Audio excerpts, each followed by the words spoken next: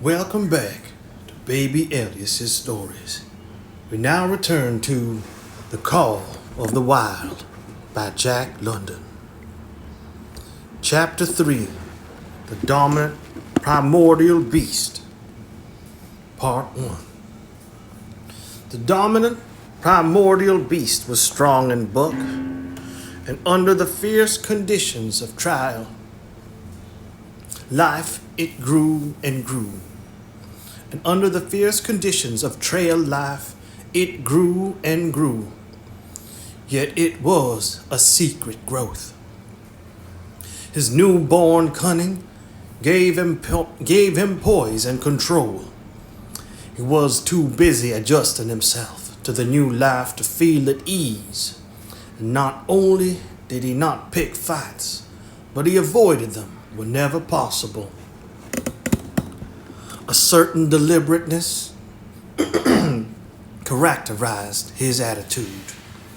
He was not prone to rashness and precipitate action, and in the bitter hatred between him and Spitz, he betrayed no impatience, shunned all offensive acts. On the other hand, possibly because he divined in Buck a dangerous rival, Spitz never lost an opportunity of showing his teeth. He even went out of his way to bully Buck, striving constantly to start the fight, which could end only in the death of one or the other. Early in the trip, this might have taken place had it not been for an unwanted accident. At the end of this day, they made a bleak and miserable camp on the shore of Lake Labarge. Driving snow, a wind that cut like a white-hot knife, and darkness had forced them to grope for a camping place. They could hardly have fared worse. At their backs rose a perpendicular wall of rock, and Perrault and Francois were compelled to make their fire and spread their sleeping robes on the ice of the lake itself. The tent they had discarded at Yia in order to travel light. A few sticks of driftwood furnished them with a fire that thawed down through the ice and led them to eat supper in the dark. Close in under the sheltering rock, Buck made his nest. So snug and warm was it that he was loath to leave it when Francois disturbed the fish which he had first thawed over the fire. That he was loath to leave it when Francois distributed the fish which he had first thawed over the fire. But when Buck finished his ration and returned, he found his nest occupied. A warning snarl told him that the trespasser was Spitz. Till now, Buck had avoided trouble with his enemy, but this was too much. The beast in him roared. He sprang upon Spitz with a fury which surprised them both, and Spitz, particularly for his whole experience with Buck, had gone to teach him that his rival was an unusually timid dog who managed to hold his own only because of his great weight and size. Francois was surprised too when they shot out in a tangle from the disrupted nest, and he divined the cause of the trouble. Ah! He cried to Buck. Give it to him, Gar! Give it to him, the dirty thief! Spitz was equally willing. He was crying with sheer rage and eagerness as he circled back and forth for a chance to spring in. Buck was no less eager and no less cautious, as he likewise circled back and forth for the advantage. But it was then that the unexpected happened. The thing which projected their struggle for supremacy far into the future, past many a weary mile of trial and toil. An oath from Perrault, the resounding impact of a club upon a bony frame, and a shrill yelp of pain heralded the breaking forth of pandemonium. The camp was suddenly discovered to be alive with skulking furry forms, starving huskies, 4 or 5 score of them, who had scented the camp from some Indian village. They had crept in while Buck and Spitz were fighting, and when the 2 men sprang among them with stout clubs, they showed their teeth and fought back. They were crazed by the smell of the food. Perrault found one with head buried in the grub box. His club landed heavily on the gaunt ribs, and the grub box was capsized on the ground. On the instant, a score of the famished brutes were scrambling for the bread and bacon. The clubs fell upon them unheeded.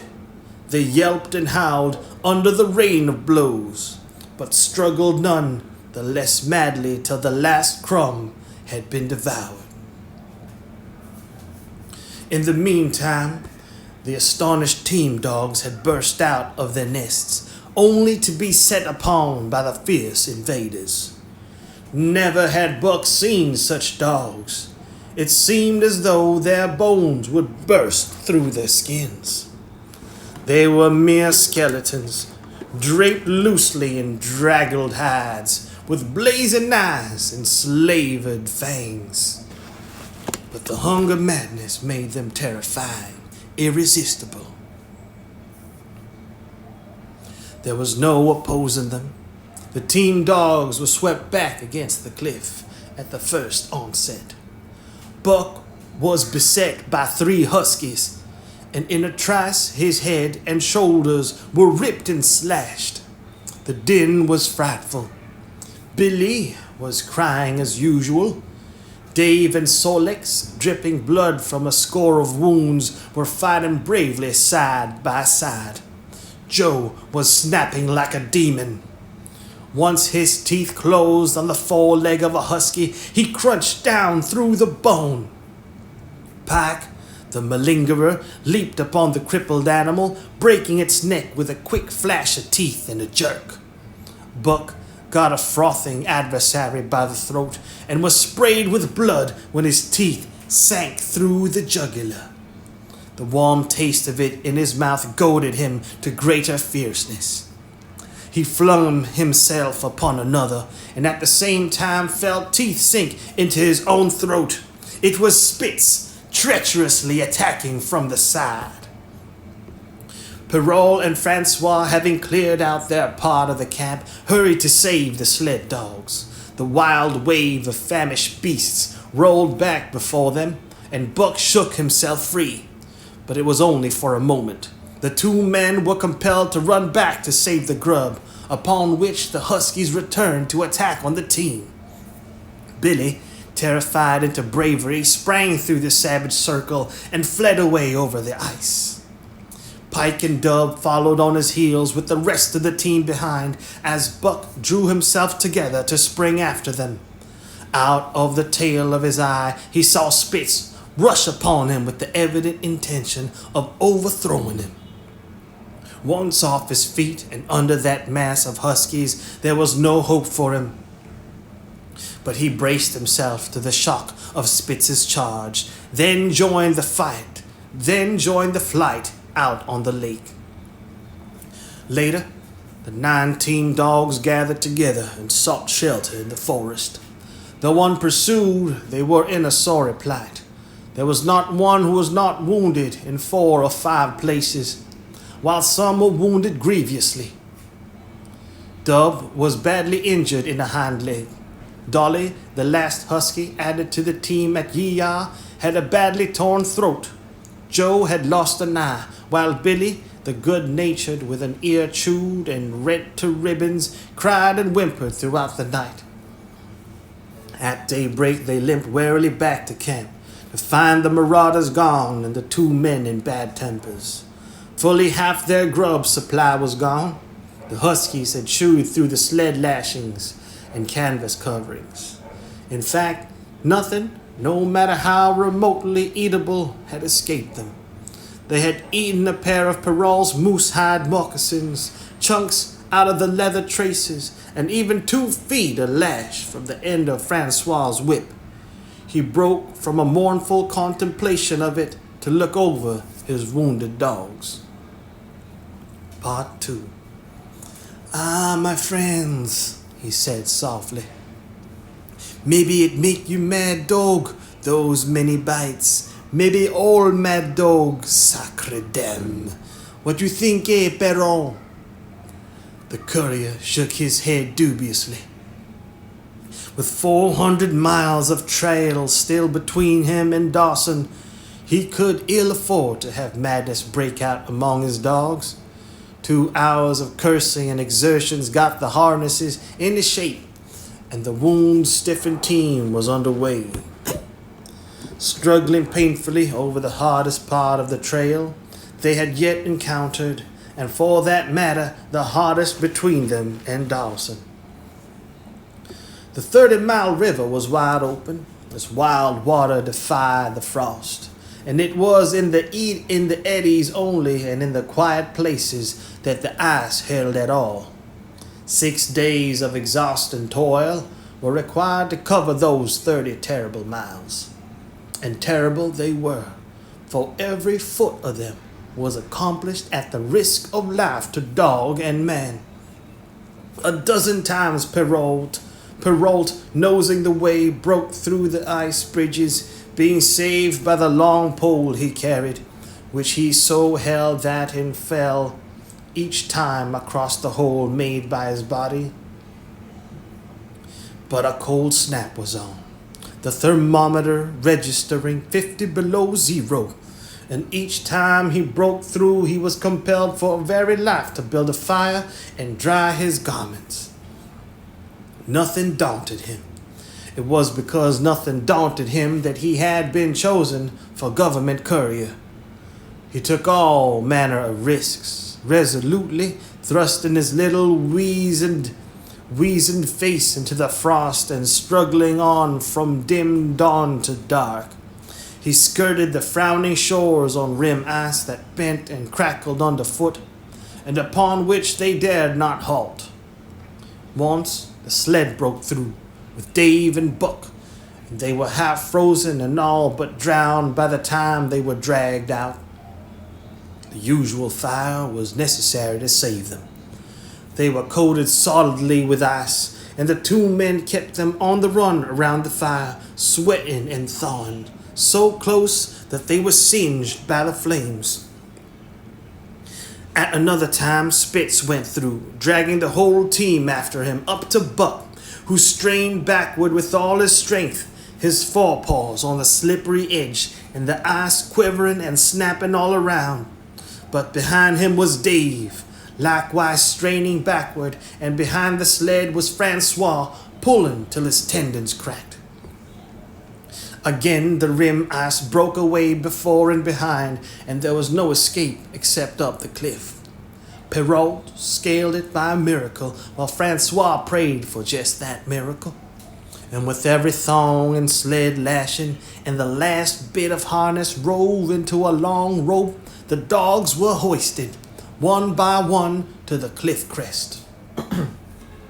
Francois came up last, after the sled and load. Then came the search for a place to descend, which descent was ultimately made by the aid of the rope, and night found them back on the river with 1/4 of a mile to the day's credit. By the time they made the Hu'utalinqua and good ice, Buck was played out. The rest of the dogs were in like condition, but Perrault, to make up lost time, pushed them late and early. The first day they covered 35 miles to Big Salmon. The next day 35 more to the Little Salmon. The third day 40 miles, which brought them well up toward the 5 Fingers. Buck's feet were not so compact and hard as the feet of the Huskies. He had softened during the many generations since the day his last wild ancestor was tamed by a cave dweller or river man. All day long he limped in agony, and camp once made, lay down like a dead dog. Hungry as he was, he would not move to receive his ration of fish, which Francois had to bring to him. Also, the dog driver rubbed Buck's feet for half an hour each night after supper, and sacrificed the tops of his own moccasins to make fur moccasins for Buck. This was a great relief, and Buck caused even the weazened face of Perrault to twist itself into a grin one morning, when Francois forgot the moccasins and Buck lay on his back and his 4 feet waving appealingly in the air, and refused to budge without them. Later, his feet grew hard to the trail, and the worn-out footgear was thrown away. At the Pelly one morning, as they were harnessing up, Dolly, who had never been conspicuous for anything, went suddenly mad. She announced her condition by a long, heart-breaking wolf howl that sent every dog bristling with fear. Then sprang straight for Buck. He had never seen a dog go mad, nor did he have any reason to fear madness. Yet he knew that here was horror, and fled away from it in a panic. Straight away he raced, with Dolly panting and frothing, one leap behind, nor could she gain on him, so great was his terror, nor could he leave her, so great was her madness. He plunged through the wooded breast of the island, flew down to the lower end, crossed the back channel filled with rough ice to another island, gained a third island, curved back to the main river, and in desperation started to cross it. And all the time, though he did not look, he could hear her snarling just one leap behind. Francois called to him a quarter of a mile away, and he doubled back, still one leap ahead, gasping painfully for air and putting all his faith in that Francois would save him. The dog driver held the axe poised in his hand, and as Buck shot past him, the axe crashed down upon Mad Dolly's head. Buck staggered over against the sled, exhausted, sobbing for breath, helpless. This was Spitz's opportunity. He sprang upon Buck, and twice his teeth sank into his unresting foe and ripped and tore the flesh to the bone. Then Francois's lash descended, and Buck had the satisfaction of watching Spitz receive the worst whipping as yet administered to any of the team. Whoops! Whoops! "One devil that Spitz," remarked Perrault. "Some damn day him kill that Buck." "That Buck two devils," was Francois's rejoinder.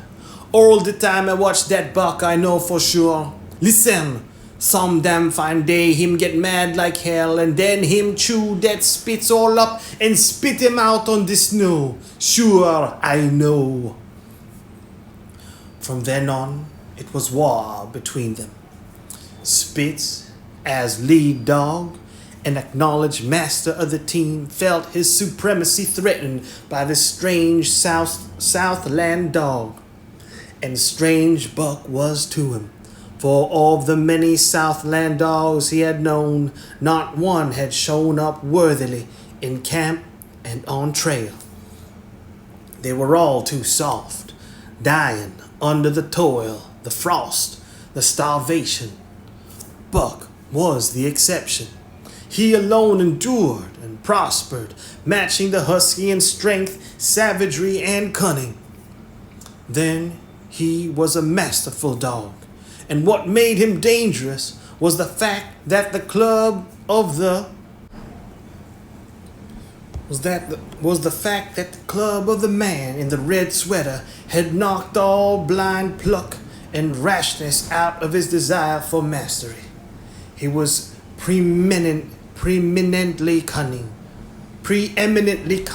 and could bide his time with a patience that was nothing less than primitive. It was inevitable that the clash for leadership should come. Buck wanted it.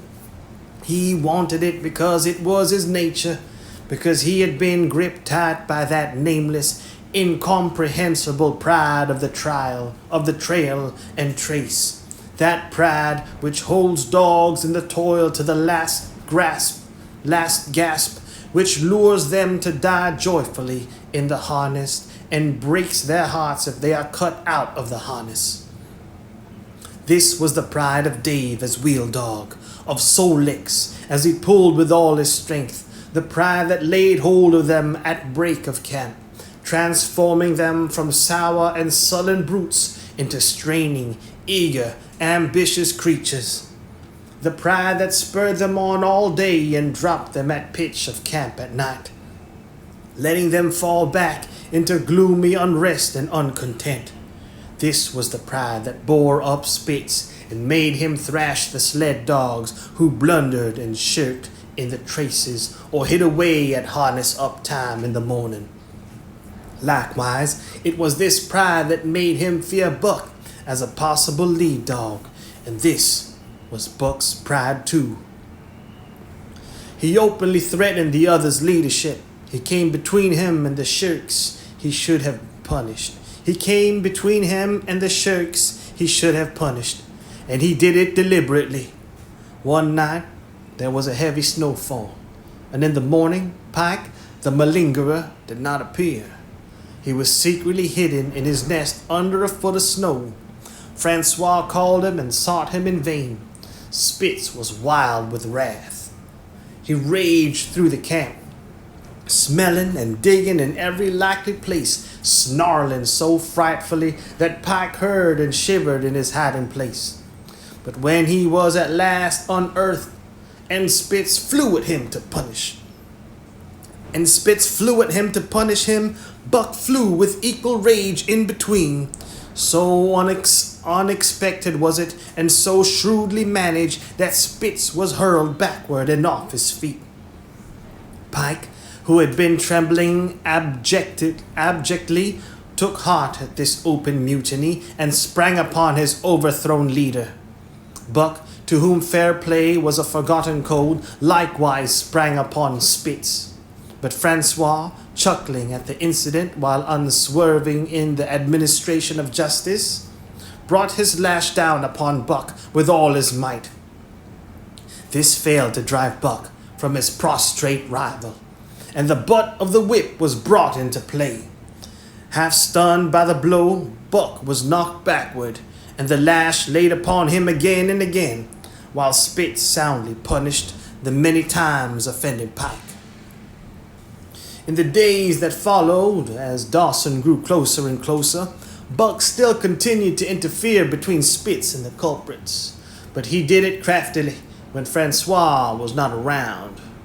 With the covert mutiny of Buck, a general insubordination sprang up and increased. Dave and Sol-Leks were unaffected, but the rest of the team went from bad to worse.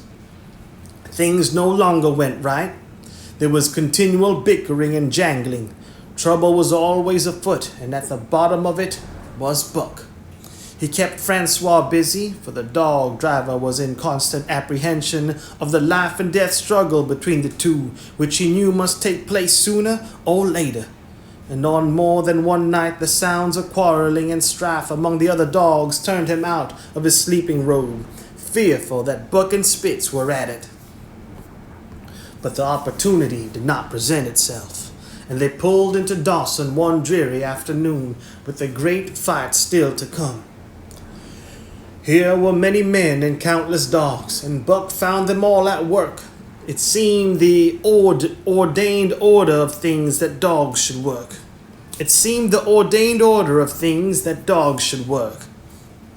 All day they swung up and down the main street in long teams, and in the night their jingling bells still went by. They hauled cabin logs and firewood, freighted up to the mines, and did all manner of work that horses did in the Santa Clara Valley. Here and there Buck met Southland dogs, but in the main they were the wild wolf husky breed.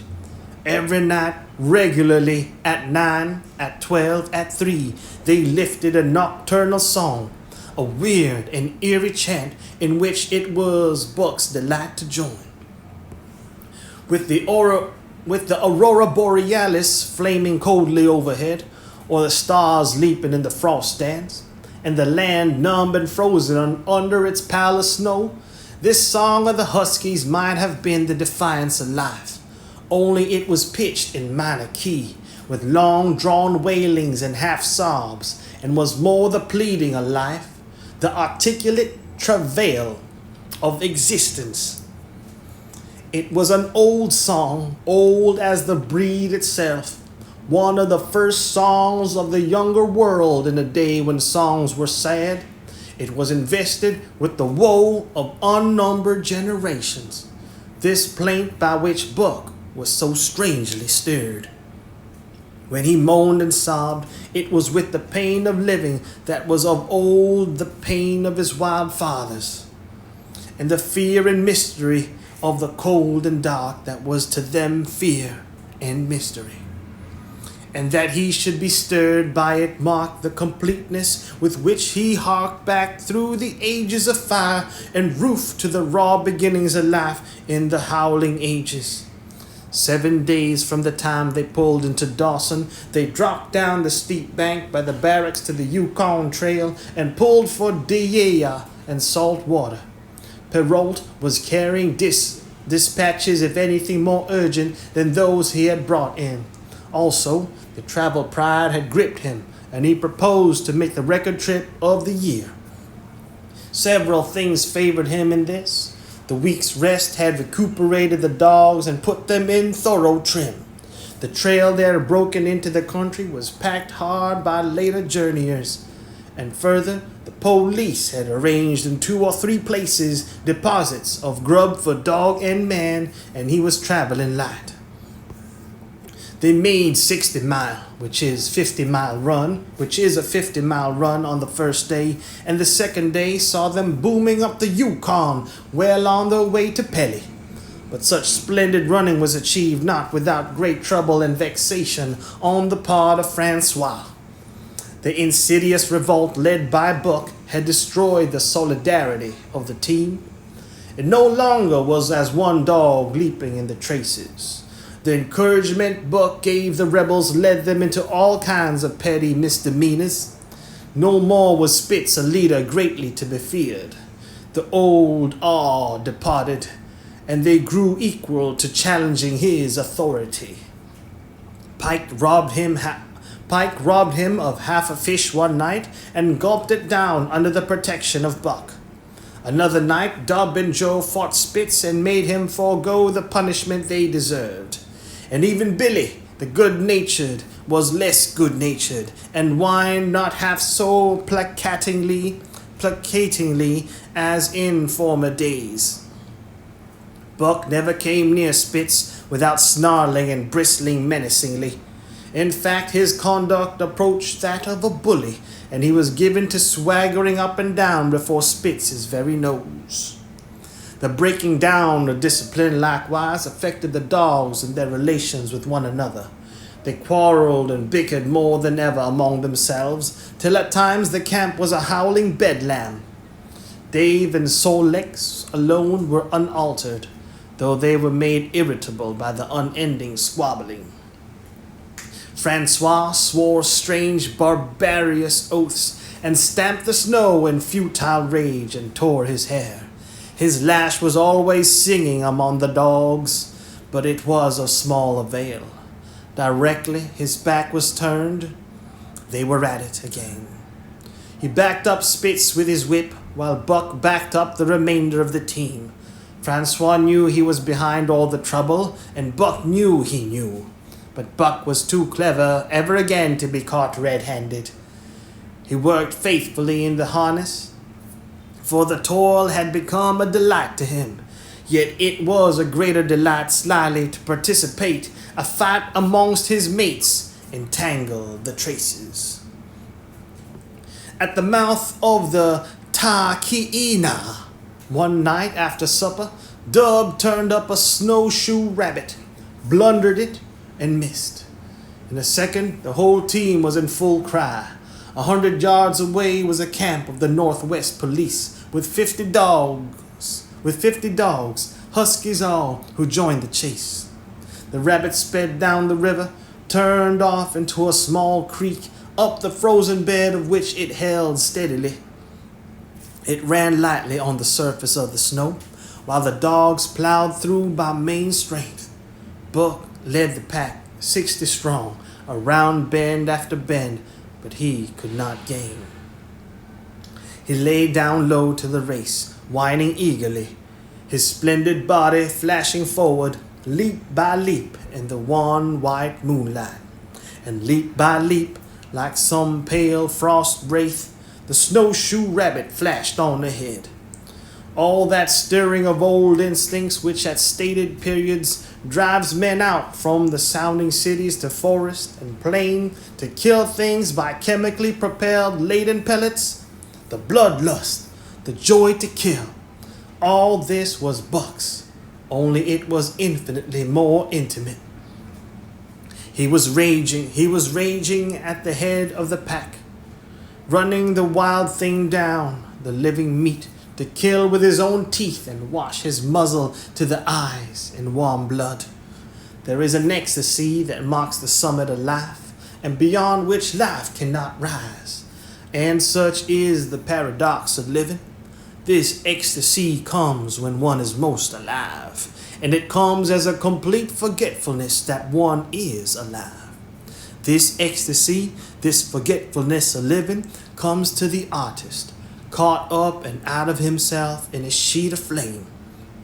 It comes to the soldier, war mad on a stricken field and refusing quarter.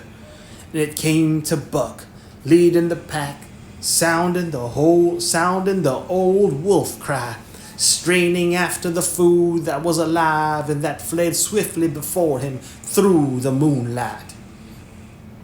He was sounding the deeps of his nature, and of the parts of his nature that were deeper than he, going back into the womb of time. He was mastered by the sheer surging of life, the tidal wave of being, the perfect joy of each separate muscle, joint, and sinew, in that it was everything, that was not death, that it was aglow and rampant, expressing itself in movement, flying exultantly under the stars and over the face of dead matter that did not move. But Spitz, cold and calculating, even in his supreme moods, left the pack and cut across a narrow neck of land where the creek made a long bend around. Buck did not know of this, and as he rounded the bend, the frost wraith of a rabbit still flitting before him, he saw another and larger frost wraith leap from the overhanging bank into the immediate path of the rabbit. It was Spitz. The rabbit could not turn, and as the white teeth broke its back in mid-air, it shrieked as loudly as a stricken man may shriek. At sound of this, the cry of life, plunging down from life's apex in the grip of death, the fall pack at Buck's heels raised a hell's chorus of delight. Buck did not cry out. He did not check himself, but drove in upon Spitz, shoulder to shoulder, so hard that he missed the throat. They rolled over and over in the powdery snow. Spitz gained his feet almost as though he had not been overthrown, slashing Buck down the shoulder and leaping clear. Twice his teeth clipped together, like the steel jaws of a trap, as he backed away for better footing, with lean and lifting lips that writhed and snarled. In a flash, Buck knew it. The time had come. It was to the death as they circled about, snarling, ears laid back, keenly watchful for the advantage. The scene came to Buck with a sense of familiarity. He seemed to remember it all, the white woods, the earth, the moonlight, and the thrill of battle. Over the whiteness and silence brooded a ghostly calm. There was not the faintest whisper of air. Nothing moved, not a leaf quivered. The visible breaths of the dogs rising slowly and lingering in the frosty air. They had made short work of the snowshoe rabbit, these dogs that were ill-tamed wolves, and they were now drawn up in an expectant circle. They too were silent, their eyes only gleaming and their breaths drifting slowly upward. To Buck, it was nothing new or strange, this scene of old time. It was as though it had always been the wanted ways of things. The wanted way of things. Spitz was a practiced fighter. From Spitsbergen through the Arctic and across Canada and the Barrens, he had held his own with all manner of dogs and achieved to mastery over them. Bitter rage was his, but never blind rage. In passion to rend and destroy, he never forgot that his enemy was in like passion to rend and destroy. He never rushed till he was prepared to receive a rush, never attacked till he had first defended that attack. In vain, Buck strove to sink his teeth in the neck of the big white dog. Wherever his fangs struck for the softer flesh, they were countered by the fangs of Spitz. Fang clashed fang, and lips were cut and bleeding, but Buck could not penetrate his enemy's guard. Then he warmed up and enveloped Spitz in a whirlwind of rushes. Time and time again he tried for the snow-white throat, where life bubbled near to the surface. And each time and every time Spitz slashed him and got away. Then Buck took to rushing as though for the throat, when suddenly drawing back his head and curving in from the side, he would drive his shoulder at the shoulder of Spitz as a ram by which to overthrow him. But instead, Buck's shoulder was slashed down each time as Spitz leapt lightly away. Spitz was untouched, while Buck was streaming with blood and panting hard. The fight was growing desperate. And all the while, the silent and wolfish circle waited to finish off whichever dog went down. As Buck grew winded, Spitz took to rushing, and he kept him staggering for footing. Once Buck went over, and the whole circle of 60 dogs started up, but he recovered himself, almost in mid-air, and the circle sank down again and waited. But Buck possessed a quality that made for greatness: imagination. He fought by instinct, but he could fight by head as well. He rushed, and as though attempting the old shoulder trick, but at the last instant swept low to the snow and in. His teeth closed on Spitz's left foreleg. There was a crunch of breaking bone, and the white dog faced him on 3 legs. Thrice he tried to knock him over, then repeated the trick and broke the right front leg. Despite the pain and helplessness, Spitz struggled madly to keep up. He saw the silent circle with gleaming eyes, lolling tongues, and silvery breaths drifting upward, closing in upon him as he had seen similar circles close in upon beaten antagonists in the past. Only this time, he was the one who was beaten. There was no hope for him. Buck was inexorable. Mercy was a thing reserved for gentler climes. He maneuvered for the final rush. The circle had tightened till he could feel the breaths of the huskies on his flanks. He could see them beyond Spitz and to either side, half crouching for the spring, their eyes fixed upon him. A pause seemed to fall. Every animal was motionless as though turned to stone. Only Spitz quivered and bristled as he staggered back and forth, snarling with horrible menace, as though to frighten off impending death. Then Buck sprang in and out, but while he was in, shoulder had at last squarely met shoulder. The dark circle became a dot on the moon-flooded snow as Spitz disappeared from view. Buck stood and looked on, the successful champion, the dominant primordial beast who had made his kill and found it good.